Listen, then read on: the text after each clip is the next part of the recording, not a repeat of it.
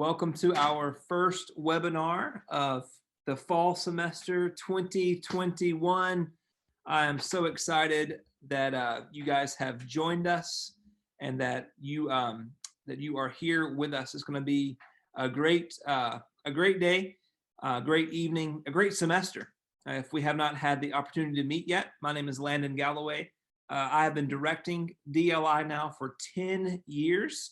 Hard to believe it's already been 10 years, but this is my 10th year of, so my 10th time doing this first orientation webinar of the year.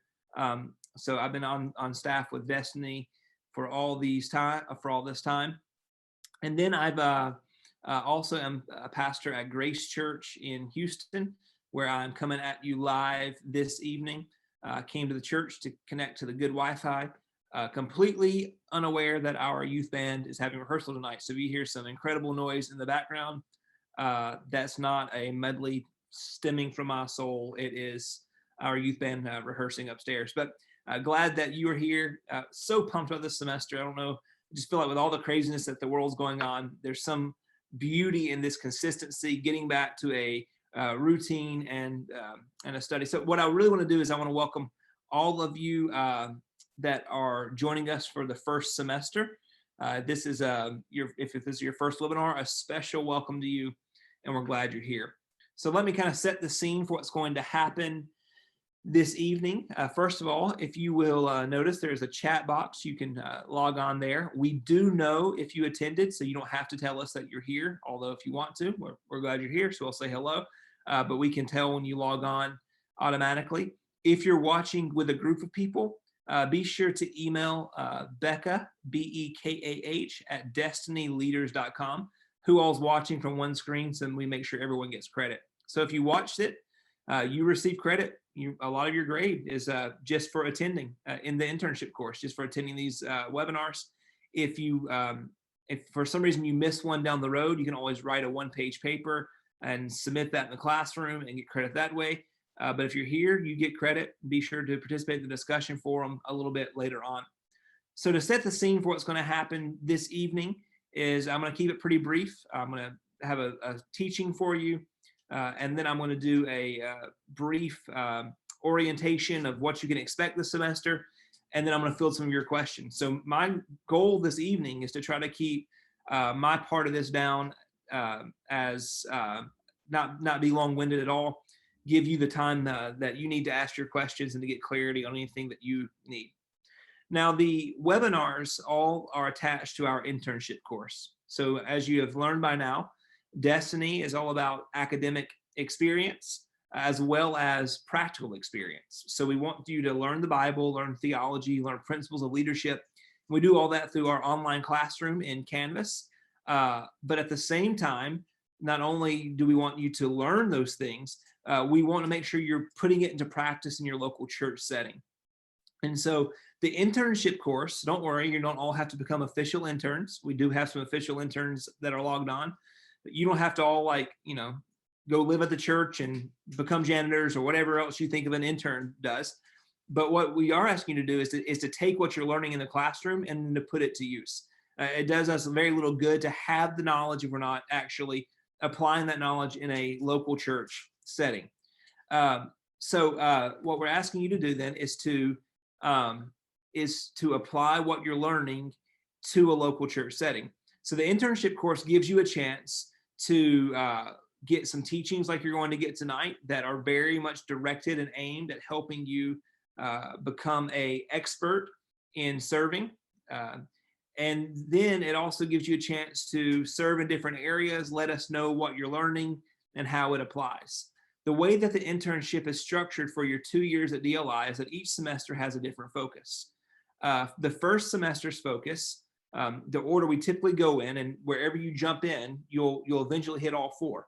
But we started with character, and that we did that last fall. If you start joining us this fall, you'll hit it next fall.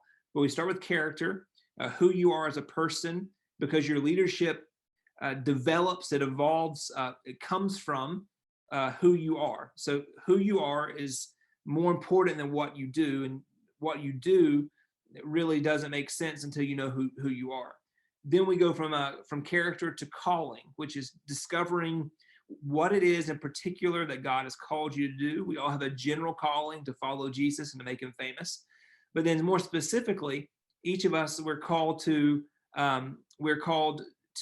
use our gifts, our talents, our personalities, our experiences, and do something in particular to help advance God's kingdom. This semester then is competence, which, don't let the word scare you. It just means skills.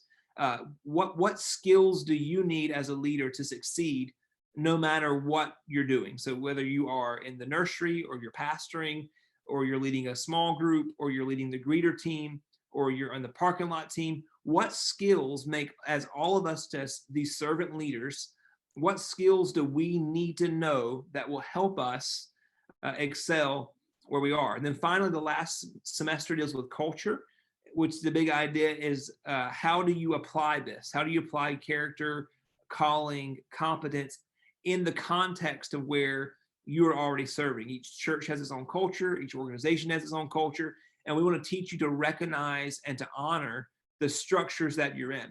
The last thing we would ever want at Destiny is to make you think that you are somehow equipped to serve outside of the local church, like you've learned so much that now you no longer need the blessing and safety and anointing of a local church. So the culture semester is all about saying, okay, you've learned how to be a leader in these different aspects. Now let's make sure you are submitting to authority, able to recognize and honor the structure in which you're called to serve. So that's what the internship webinars are all about, those 4 things. This semester is all about competence, all about skills. What do you need to do to become the best leader that you can be?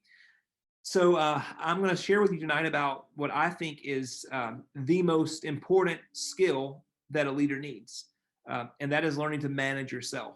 But identify your priorities, order your priorities, and then make the time necessary to fulfill your priorities. There's a lot that is demanded of us as leaders, as team members. We've all got careers and family. What you'll learn with DLI is that we're aware of that. We're aware that no one on this call is a full-time student. You have jobs, you have families, you're serving in your church, you're trying to fit it all in. And because you have so much to fit in, if you don't learn to be an expert at saying yes to the right things and no to the wrong things, you're going to be overwhelmed. And this is not going to be a positive experience for you. So for DLI to be a positive experience for you, the main thing is getting your priorities in order, making DLI a priority, and then prioritizing your time in order to match that objective. Let's go to the book of Haggai. And while you're getting to Haggai, I believe I'll be in the first chapter. And while you're getting there, I just was thinking about what I wanted to share with you tonight. And I could not help but remember the lesson of the big rocks. You might have seen this sermon illustration done before, but someone will take a vase, the speaker will take a vase and put the vase there, and then he'll try to fill up everything in the vase. And so there's rocks, there's gravel, there's sand, and there's water. And so he'll tell you, okay, I want you to pour the gravel in first. And if you pour the gravel in first, then he'll say, okay, now I want you to pour some sand and some water, and then I want you to put the big rocks on. And what you'll see is it's impossible to get the big rocks in because it's already filled with all the little stuff. But if you reverse the order and you put the big rocks in, then the gravel fits in between the creases of the big rocks. The sand fits on top of that, and then you can pour in water that packs it in all really tightly. So what's the lesson? The lesson is not, as you might imagine, if you're an overachiever, if you're a high achiever, you might think, well, the lesson is that no matter what you have in your life, you can always fit more. No, the lesson is that if you put the big rocks in first, everything else can fit in around it. That if you'll establish what are your big rocks, what are your priorities, what are the big things in your life, and if you'll put them there, then everything else can kind of fit in around it. But what happens with you and I, especially in an age of social media and technology and news and distraction and hurry and chaos and a million things competing for our attention at any given time, our lives get so full of the little gravel and the sand and the water, and our lives are so cluttered that we have no time for things that are important to us. So you hear people say things like, man, I have no time to read. Well, look, people that have a lot more important jobs than you have find time to read. So it can't be that. Man, I have no time to spend with God. I wake up in the morning and it's just like my feet hit the ground running and I have no time. Well, what you're telling me isn't a time problem. It's a priority problem. We all have time. We all have 24 hours. We're all blessed with the same amount of days, the same amount of time in our day, I should say. It's not a time problem. We don't have a time management problem. We have a self-management problem. We haven't identified what was important to us. And then after identifying it, organizing our lives, organizing our calendars to make those priorities happen. This is so pertinent if you're going to be successful in DLI. DLI is not a hard program. You'll hear me say it time and time again. We are looking for effort even more than we're looking for accuracy. We want you to be accurate. We want you to be right. But more than anything, we want you to put in the work. And if you get a question wrong, but you really made an earnest attempt, that you're going to be graded very graciously, and we're going to give you good feedback and say, hey, you're off a little bit, but thank you for trying. If you don't get a good effort, that's where we all kind of get into some problems. But the point is that this is not a difficult program, but it does take time. It has to become a priority. If you don't make it a priority, you're going to come to me in a few weeks and you're going to say, oh, this is too much for me. I just don't have time to do it. And that's okay. Maybe your season changes and you actually don't have time. But in all likelihood, what you're really going to be saying isn't that you don't have time, but it's like, man, I just wasn't able to make this a priority. Everything that I wanted to do, I just couldn't make this a priority. And so if you aren't successful in DLI, usually, and I'm going to be careful here, many of you are just hearing from me the first time, so I don't want to be too harsh or mean, but usually it's not a time problem, it's a priority problem. You've just come to it and say, I've not been able to make this a priority in my life. There's other things that have pressed it out and pushed it out. And that's fine, it's acceptable. But you can extrapolate that same principle throughout, serving in your church. So if you don't have time to serve in your church, it's probably not a time problem, it's a priority problem.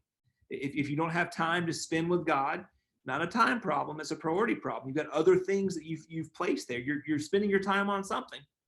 And so let's look at the book of Haggai to kind of dig deeper into this story. Haggai is prophesying. He's one of the minor prophets. They're minor prophets, not because they are less important, but because their books are shorter. So don't think like if Haggai and Isaiah are hanging out in heaven, Isaiah's like, dude, I'm a major prophet. Like, what are you even doing up here? Like, why is a minor guy hanging out with a major guy? That's not the case whatsoever. It's the length of the book. So Haggai has a short book. He's prophesying alongside Zechariah and Malachi, one of the last three Old Testament prophets. He is the first prophet, Haggai is, for the Israelites after they've came back to rebuild the temple. So if you're not familiar, you will be with the history that after Solomon gives up his reign as king, the kingdom divides between Rehoboam and Jeroboam. You have Israel and you have Judah. They both quickly descend into sin and idolatry. God sends punishment to them. Assyria will capture the kingdom of Israel. A few years later, Babylon will capture the kingdom of Judah. The people of Judah go into captivity in Babylon. After a while, the Persians defeat the Babylonians. The Persians are kinder overlords, and they allow people from Israel under the leadership of Ezra and Nehemiah to return to Israel to begin to rebuild the temple walls. And so they go there and they start to rebuild the temple under the leadership of Ezra and Nehemiah, but then they stop. And God's kind of frustrated with them. So he sends Haggai, a prophet, with a simple message. It's like, why did you guys start rebuilding the temple? And then what made you stop? So Haggai chapter 1, verse 1-4. And if you need to be preached to, this is going to help you right here. In the second year of Darius the king, in the 6th month, the first day of the month, the word of the Lord came by the hand of Haggai the prophet to Zerubbabel, the son of Shealtiel, governor of Judah, and to Joshua the son of Jehozadak, the high priest. Thus says the Lord of hosts, these people say, the time has not yet come to rebuild the house of the Lord. Then the word of the Lord came by the hand of Haggai the prophet. Is it a time for you yourselves to dwell in your paneled houses while this house lies in ruins? What a word. The prophet says, you're saying that the time is not right to rebuild God's house. You're looking at the opposition. You're looking at the obstacles you're facing. You're looking at the fact that nobody around you wants you to rebuild this house. And you're saying, it's not the right time, God. I don't want to build the house right now. It's just not a good season. And that excuse kind of holds some water. Life's busy. They were facing real opposition. Every time they would build the wall, the surrounding peoples would gather and oppose them. And they were burnt out by the building and the battling and all that went with it. They were living in a chaotic time. Their excuse kind of makes sense. But then Haggai just says, but here's the problem with your excuse. You do have time to rebuild your own house. You're living in nice houses with panels, but God's house is lying in ruin. So what Haggai is saying to them is, I hear you saying that it's not time to rebuild God's house, but the reality is that you have time to rebuild your own house. Isn't it amazing how we always have time for what's important for us, but no time for things that aren't? I know people that have no time to read. They have no time to exercise. They have no time to spend with their families. They have no time to serve God's house. Yet they always seem to know what's on, like every show on Netflix. Like, have you seen this show yet? Well, I'm on season 12. Okay, if you have time to make it to season 12 of anything, you have time. So there's just something about this that we always make time for what's important to us while we neglect other things. So what Haggai is saying is that you're saying you don't have time to build God's house right now, yet you seem to have time to build your own houses. I believe this is a pertinent word for 2021. That it seems like this isn't a great time to build God's house. Like, we're facing so much opposition with the pandemic and the orders that we're under. People are watching this from all over the world. In fact, with people in the Philippines and all over the United States, and we're all dealing with varying levels of restrictions. And we feel like even if we're not under restrictions, that they might be coming, and we all have different opinions. And there's all this chaos and political turmoil and social unrest. And we look around and go, this doesn't seem to be like a great time to be building the house of God. Like, it seems like we should just wait this storm out and then try later. But what the prophet was saying is, like, yes, that's true that you're living in a crazy, chaotic time, facing a lot of opposition, but you've not stopped building your own house. So why would you stop building God's house? What I admire about each of you, whether you're just now enrolling or whether you are a returning student, what you're saying is, this is still time to build God's house. It's not time for me just to focus on me and mine. It's still time for me to build God's house. So then he goes on to say this, verse 5. Now, therefore, thus says the Lord of hosts, consider your ways. You have sown much, but harvested little. You eat, but you never have enough. You drink, but you never have your fill. You clothe yourselves, but no one is warm. And he who earns wages does so to put them into a bag with holes. This is the problem with misplaced priorities. They overpromise and they underdeliver.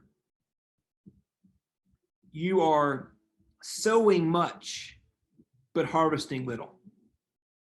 You eat, but you never have enough. You drink, but you're still thirsty. You clothe yourselves, but you're not warm. You earn money, but you put them into a bag with holes. I know you've felt like that on payday before you get your check, and already it's just gone. But here's the big idea, is that whenever you focus on building a life for yourself, there's never enough. If you focus on building up your contentment and your happiness through external things apart from God, you can eat, but then you're still hungry. You can drink, but you're still full. You can do something that gives your life, you think it's giving your life meaning or value, but at the end of the day, it's just not. So you have to go do it again. And you see this with people that are stuck in addiction cycles and sin cycles. They think that by doing this, it's going to make them feel better about themselves. So they do it, but they find out they don't feel any better. So they just have to do it again. And that's how addictions start. But the idea, though, is that whenever you are misplacing your priorities and building a life for yourself, you're never fulfilled. So you're putting all this work into feeling secure, but you don't feel secure. You're trying your best to feel happy, but you're not any happier than you were yesterday. You're working so hard. We think that getting more things or watching more shows or having more nights out at the trendy new place in town is going to make us feel better and give us fulfillment. But it doesn't. So if our priorities are wrong, we live lives that are ultimately unfulfilling. The way that I like to word it is that sometimes we have to give up what we want now for what we want most.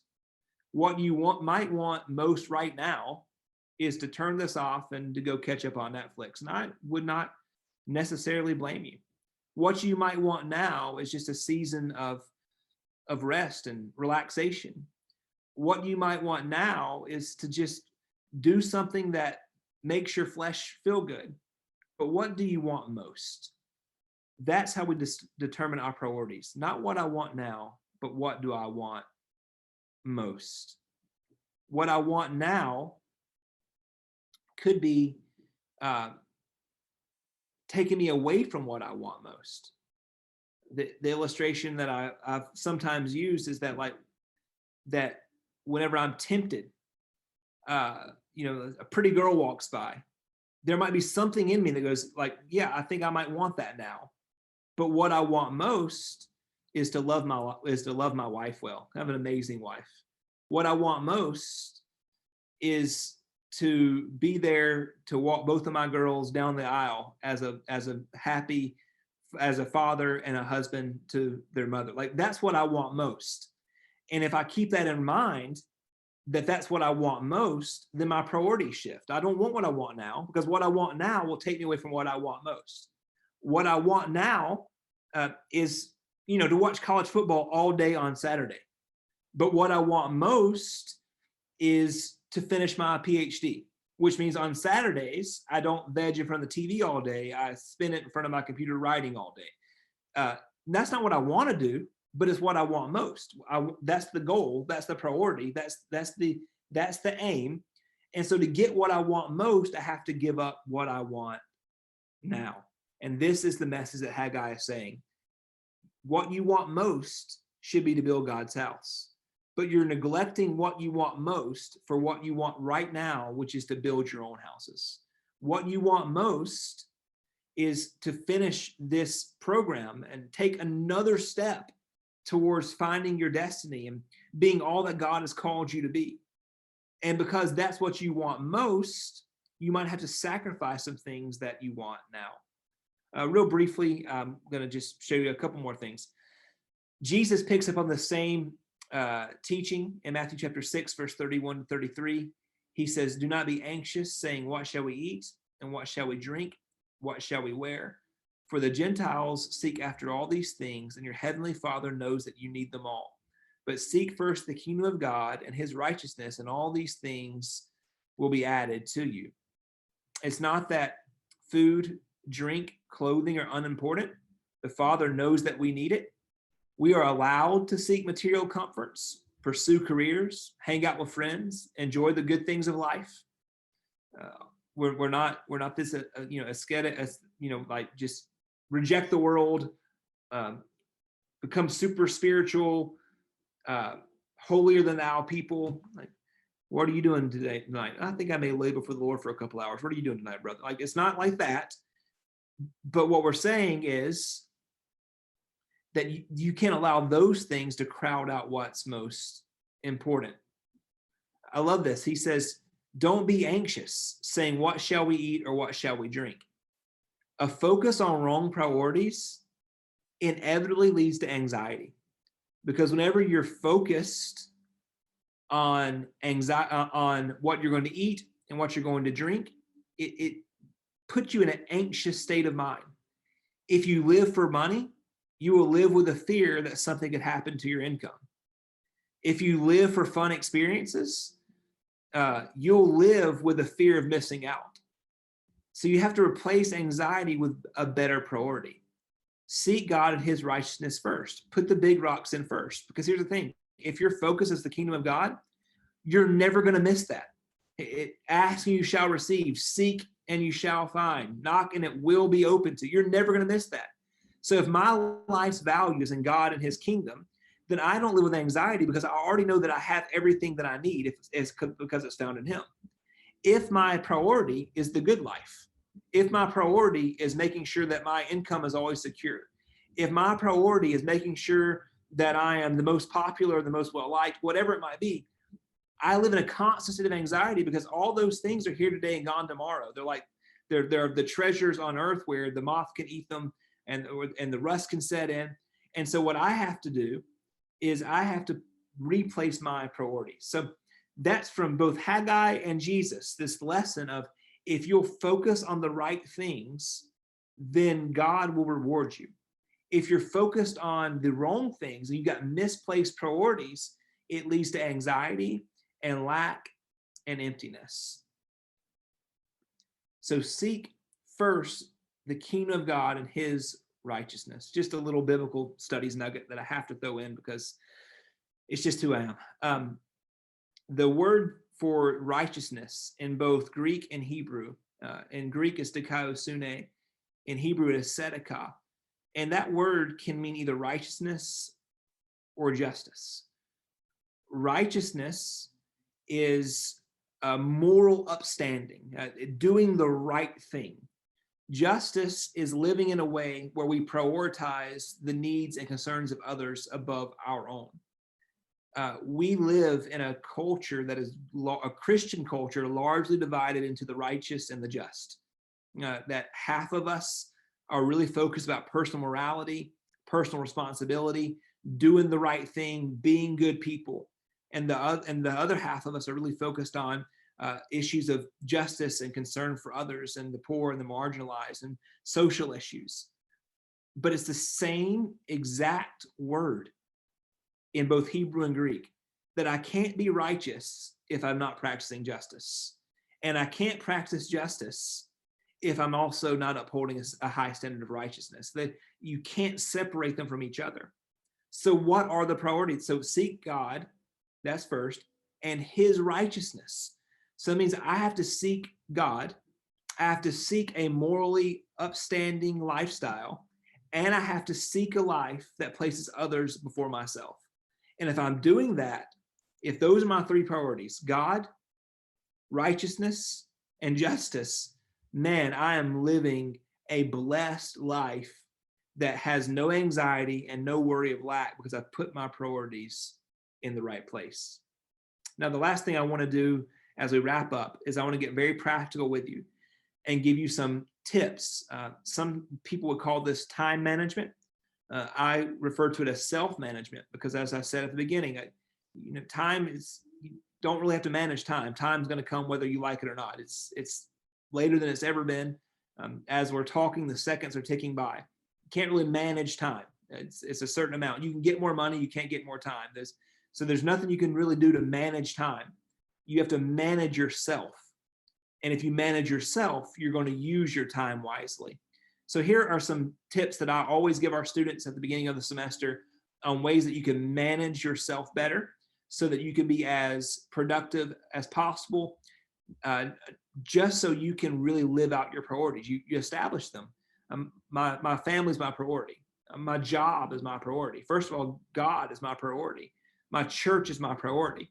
And whenever I establish those, then I have to readjust how I live, how I manage myself in order to achieve those priorities. So here's a few really quick practical tips for you. The first thing that you need to do to live up to your priorities is you need to make a not to-do list. You've heard of a to-do list, but I'm encouraging you to make a not to-do list. There are some things that you just don't need to do. It's easy to waste time on tasks that don't matter. It's easy to waste time on tasks that don't matter.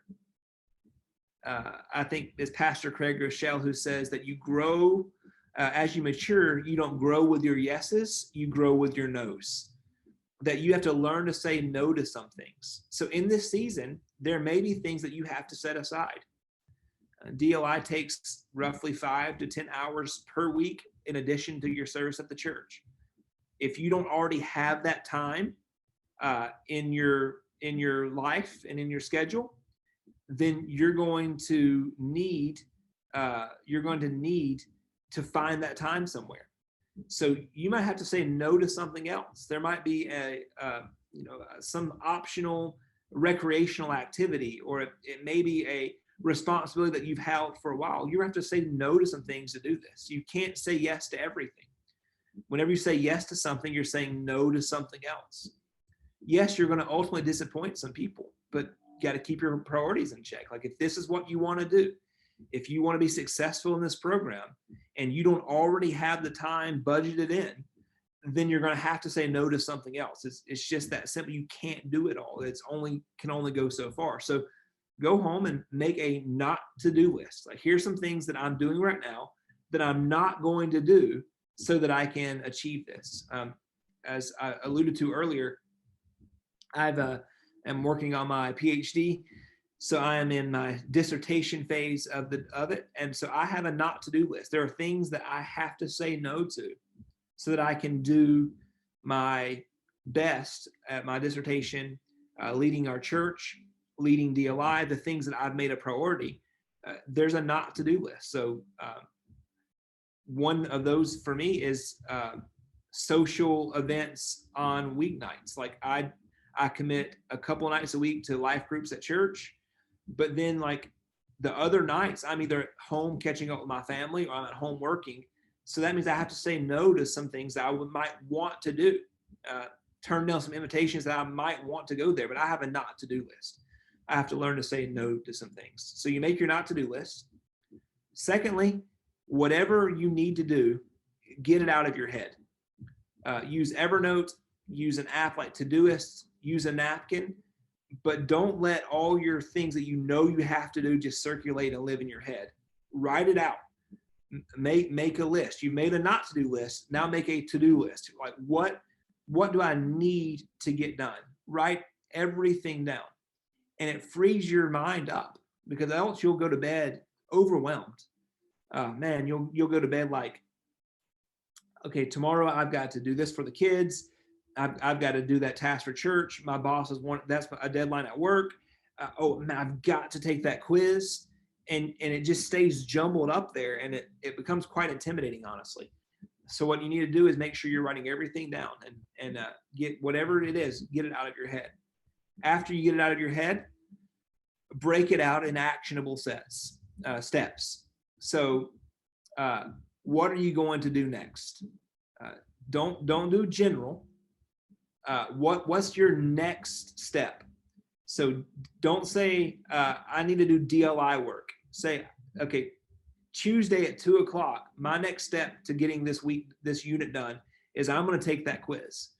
And so whenever you get out of your head and you put it on paper, then you say, well, what's my next step to getting this done? Finally, prioritize and take the next step. So I know what I need to do. I've identified the next step. And now of all the things that I could be doing, I'm going to prioritize it and take the proper next step. Finally, capitalize on the time that you do have. This is so important. Capitalize on the time that you do have. sometimes we don't need to block out more time. We don't need to wake up earlier or stay up later. We just need to capitalize on the time we already have. Make appointments with yourself. Make appointments with yourself.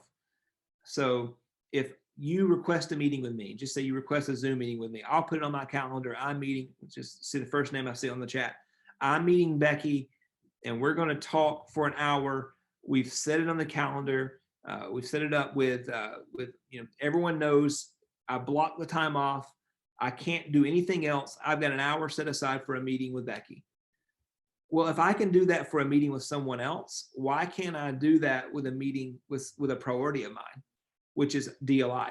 So I've got an hour meeting, and I'm going to not take any other appointments. I'm not going to look at my phone. I'm not going to allow someone to schedule on top of it. I'm not going to keep my office door open so that somebody can just pop in. This is an hour appointment that I've made with myself to get something on my priority list done. And so work with the time that you already have. Redeem your commute. You can listen to some of the lectures as you're driving. Don't watch them, preferably if you're driving. But if you got a long commute, redeem that. Listen to a podcast or listen to an audiobook or do something with that time. This is redeeming your time. So let me just recap once again. If you are going to live up your priorities, the first thing you need to do is make a not to do list. What's already on your life? And this isn't just about DLI, guys. This is about you being a successful leader, taking your next step where you need to go with the Lord. Is you've got to learn how to manage yourself better. So make a not to do list. There's some things that I'm not going to do. I don't have time to do it. I have to say no to that. I would love to say yes to everything, but there are some things that I'm just going to have to say no to. A quick story. This has been one of the hardest things for me, is that as I've taken on a pastoral responsibility, in addition to leading DLI, in addition to my dissertation, in addition to my family, I've had to turn down opportunities that I would have loved to said yes to. There have been some speaking engagements where like someone's like, hey, can you come? And I would love to have said yes, but I knew that if I said yes to that, then I'm saying no to something else that I've already committed to, because time's limited, right? So I make a not to do list. The second thing I do is I get everything out of my head. Get everything out of my head. I can't go to bed at night thinking about what I need to do for my dissertation, what I need to do at church, what I need to do to help DLI run, what I need to do, like what commitments I made to my kids. I can't do all that. So I have to get everything that I need to do. I need to write it out. Like here is the things that my priorities, these are the things that are on my mind right now. Once I do that, I break it out into actionable steps. So I take it from do DLI work to take that quiz. So I leave it, I take it out of the abstract, like I've got to do this, to what's my next actionable step. Then once I have those actionable steps, I prioritize them. Okay, what am I going to do when? And the final thing is then to capitalize on the time that I do have. So you might find yourself needing to wake up earlier or staying up later. You might find yourself just needing to stretch your days and make them a little bit longer. But the first thing you need to do is look at the time you already have and say, how can I be as efficient and productive as possible in the time that I do have? So that's it. The last, very, very last thing is, in all of this, be sure to schedule some margin. None of us are machines. None of us are meant to work sun up to sundown every single day. Sabbath is important. Rest is important. Leisure is important. Family time is important. Time, unmeasured time with God is important. So just schedule some margin as well. Don't pack your day so tight that there's no room for interruption, and you wake up, from the time you wake up to the time you go to bed, you just feel over scheduled. That's not what we're advocating. We're saying there are areas in your day that you can really tighten up and make this a priority for you. Well, I hope this has been good tonight. If you have any questions or comments, let me know, and I'll be happy to answer those, either about the webinar, the content we just gave you, or about anything to do with DLI in general. If you are a returning student, you probably have a lot figured out already. But you're welcome to hang out for a little bit. I'm going to give just a couple brief things that will help you with DLI overall, but it'll be mostly geared towards these first semester students who are just coming in. And then we'll take any questions that you might have. But I thank you so much for hearing my heart out. And I really do believe that where I am as a leader, and it's not like I'm something spectacular, but everything I have has come from discipline and managing myself. I don't feel like I'm the most gifted leader or person in the world. I feel like of the parable where there's someone with 1 talent and 2 talents and 5 talents, I feel like I'm definitely like the 2 talent guy. But I do all that I can to get the most out of those talents, because whenever I go before him, I want to hear well done with what I have. Like, it's not my business that I don't have what you have. What my business is what did I do with what I was given? So I'm really passionate about this topic, and thank you for allowing me to share it. So here's a couple of general things about DLI that's going to help you. If you're in your first semester particularly, the first thing that I want to just point out as you are getting your questions in, I do ask you, there's a chat box and there's a Q&A box. There's so much clutter in the chat box that it's difficult for me to see those. If you put them in the Q&A box, I'm able to see your questions more accurately. So please submit them there. Your work is divided by topic and not by,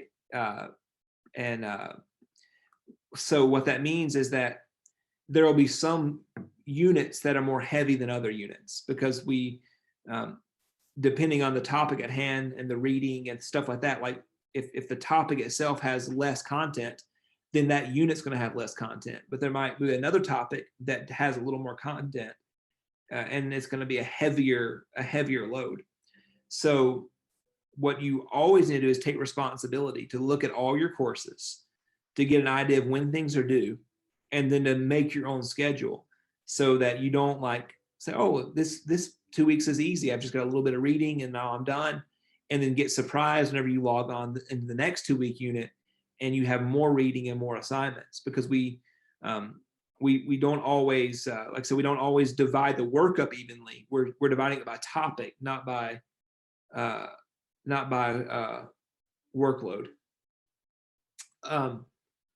So be sure to do that.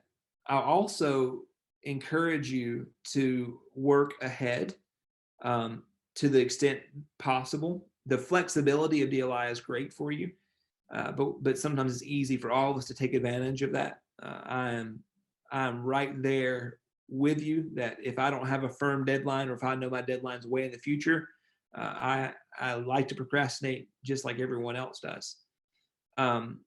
But be sure to work ahead. Something else I would say is submit to the process. There might be times where you don't really care for an assignment, or you don't care for a book, or you don't care for whatever it is. I've been in school a very long time, and I'll tell you, I've read a lot of things that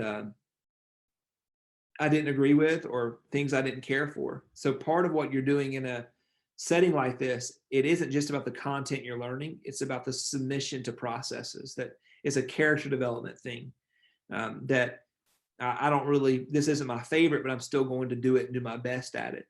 So submit to the process. As I mentioned earlier, we are looking for effort over accuracy, which means that it's really hard to fail a DLI course, guys. Matter of fact, if you're doing the work, if you're putting in an earnest effort, you're going to pass. You're probably going to make a good grade. It's really hard to fail. So what will make you not be successful, like the only way you fail DLI, is if you're not giving your best effort, Like if you're not really watching the lectures, you're just kind of making up your answers, or if you stop submitting assignments, like that's going to hurt you. Something else, I just hate that I even have to say this, but we know whenever you're copying and pasting something from the internet. So like when you're not going to get credit for that. It happens every year that like a student like who's maybe not been the absolute best student starts just like using these incredibly theologically sophisticated vocabulary words in their answers. I'm like, yeah, you copied and paste that somewhere. So just, I'm gonna let you know my trick. If I suspect that, I copy your answer, I put it back in the Google search bar, and then it just shows me where you copied and pasted it from. And then I normally take that link and put it in the comments, because like that's not the effort. Like we're looking for effort. We're trying to help you grow and develop and be the best that you can be. And the best you can be doesn't involve just copy and pasting something else from the internet, right? So so you're going to succeed if you do your work. If you don't understand something, you can even say in your answer, whether it be a quiz or discussion forum, like, hey, I had a hard time comprehending this. Here's what I think they're saying. And our teachers are going to help you clarify. Like they're going to say, okay, well, that's, you were a little off here. Here's what was being meant, but you're still going to get credit for the assignment. Just making something up or copying and pasting something's going to get no credit, and that's what's going to end up hurting. So just always put forth a very good effort. Communicate with us. We are so flexible. Sometimes I think we're just flexible. Whether that's a payment plan, whether that's due dates, assignments. If you're communicating with us, we're going to make this work for you. We just can't help though if you keep us out of the loop. So be sure to read the handbook. Be sure to read your syllabi for policies on how everything works, and then you can always email any questions you have.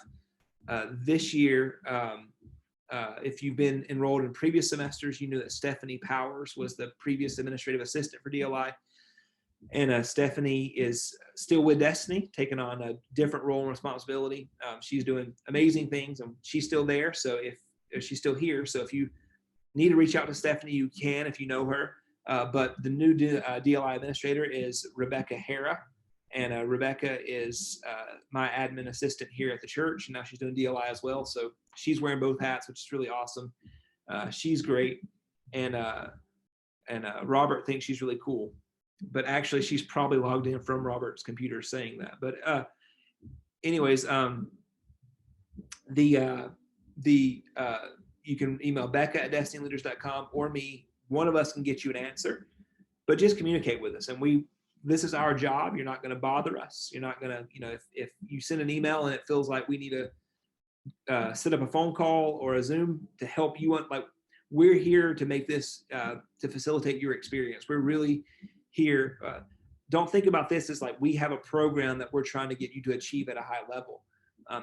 We are here to get you on a trajectory and a path towards we're here to serve you. You're not here to serve us. Like that's our attitude in this. And so we're here to serve you and to help you reach your potential and your God-given needs. So that's just a few things that I wanted to share. Now I'm going to start answering some questions. Be sure to get them in. Also, I will not do a webinar by myself again. I'm getting winded. Anyways, as far as book work, do we need to submit those? So if you're in the first semesters your books, like 30 Days to Understand the Bible, Step by Step through the Old Testament, there's a final exam at the end of the course that you'll be tested, and those exams are open book. So if you've done your workbooks, 30 Days in Old Testament, if you've done them, then the exam's super easy. Like you just read the question, go find the workbook and fill in your answers. If you've not done the workbook, then your exam's going to be super hard. So that's how we assess the books, is through a final exam on Canvas. Your other books, like if, for example, every book has some kind of assignment online, and you'll be told what that assignment is. So How to Read the Bible for All It's Worth, which is one of my absolute favorite books. That book is the basis for discussion forums. So you'll be told in the class what to do with each book, but you don't have to like send us anything. Like your weekly assignments in the workbooks, that's just for final exams. And if you do it, your exam's gonna be easy. If you don't do it, well, good luck on the exam. That answers the question about the books. Josh says you have one of your classes not showing up. If you don't mind, just email me, landon@destinyleaders.com, which class isn't showing up, and we will double check that for you, make sure we get you logged in. You do have to accept the enrollment on the dashboard. So whenever you're on Canvas, there's a place you should see telling you to accept your role as a student. So you might check to make sure that there's nothing there that you haven't accepted. But if you can't find it, then we'll help you get there.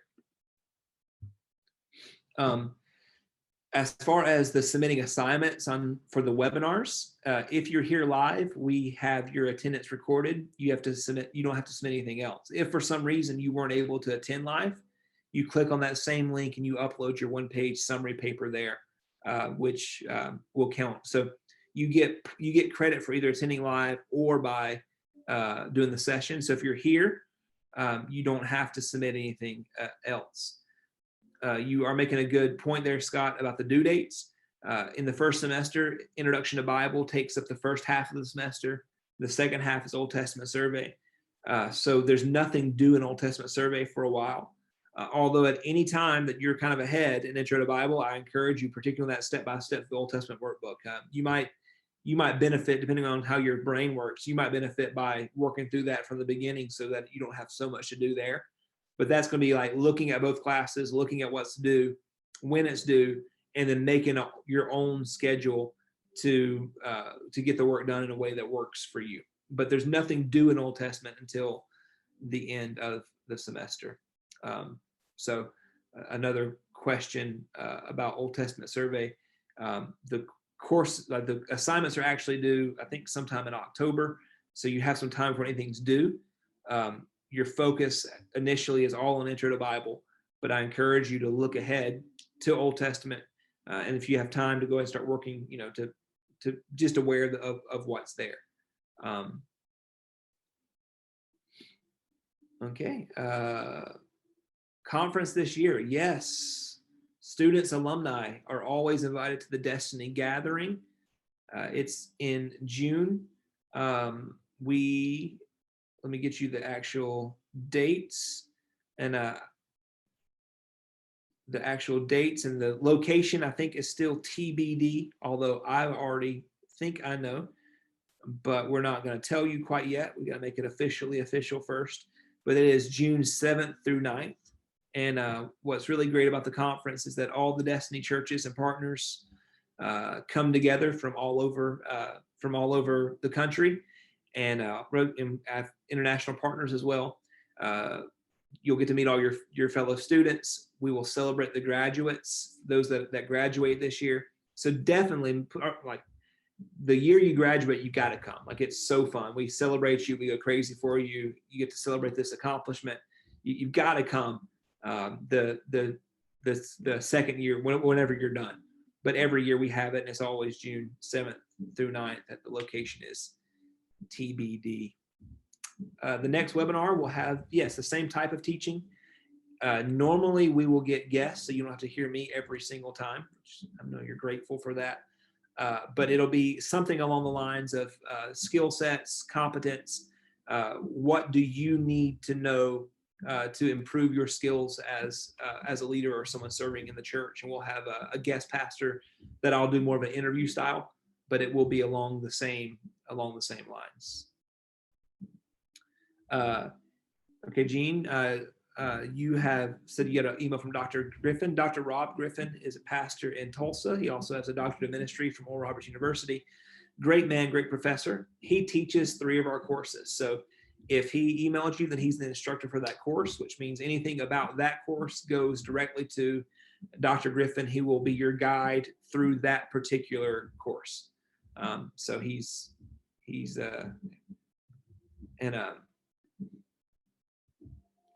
And Zach, I'm sorry, I was speaking a little hyperbole. You're not required to attend the conference. I'm just saying it's something that you don't want to miss. I was encouraging you to make it a priority, if to be there, because it's such a fun event. But no, it's not required to attend for the graduation. It's just a really fun event that I hope you don't, I'd love for everyone to attend. What else, guys, girls? Anything else?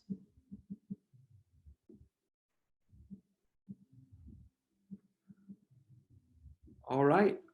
Well, thank you so much for logging on tonight. One question came in from Deja. If you're in the first semester, yes, you have 3 courses this semester: Introduction to Bible, Old Testament Survey, and DLI internship. Next semester you'll add more courses, but that'll be the focus here. So good night to all the U.S. students. Good morning to all the Filipino students. And there are more questions are coming in. So actually, if you need to go, you can. But I'm going to stay and answer questions as long as they're here. If you finish in December, do you still graduate in June? Yeah, so you can get your certificate. What'll happen is if you graduate in December, we'll ask you if you're coming in June. If you are coming in June, we'll save your certificate and you can walk and celebrate then. If you're not going to come in June, we'll go ahead and mail you your certificate in the mail. But there's only one graduation ceremony a year, and that's in June. So if you finish in December, you would participate in June unless you say, "Hey, I can't come," and then we'll go ahead and mail you your certificate. Solely for tech support, no, we handle all that internally. If you'll just email your issue to Becca@destinyleaders.com, then she will forward that to, we'll figure it out together. We have a team that will help that, but there's no one specifically there. So if you have a tech problem, then let us know and we'll make sure we get it fixed. These webinars occur the first Tuesday of every month, 6:30 to 7:30 Central Standard Time. So if you just go ahead and put it on your calendar, you can see all the dates in the internship course itself, as well as on the website. But go ahead and mark the date. So there's a question about tuition. It's $1,500 per year. So if you paid in September, like if you just now started, you'll pay the $1,500 out in payments for this year. Your next payment of $1,500 will be due next September whenever you start your second year. So it's $1,500 per year. So if you pay it all up front, you're good until next September. If you're on a payment plan, as soon as you pay off this $1,500, you're good until until you start your year 2 studies, which should be, if you just started now, would be next September. Second year, yes. Yeah, if you are a second year, second semester student, Scott, you will be ready to go for the 2022 graduation. All right. There we go. I think I emptied them, but we're always available online, email, whatever you need. We're here for you. I pray that you guys have a great evening, a great rest of the semester, and we are here to help you and serve you in anything that we can do for you. So God bless you guys, and we will see you soon.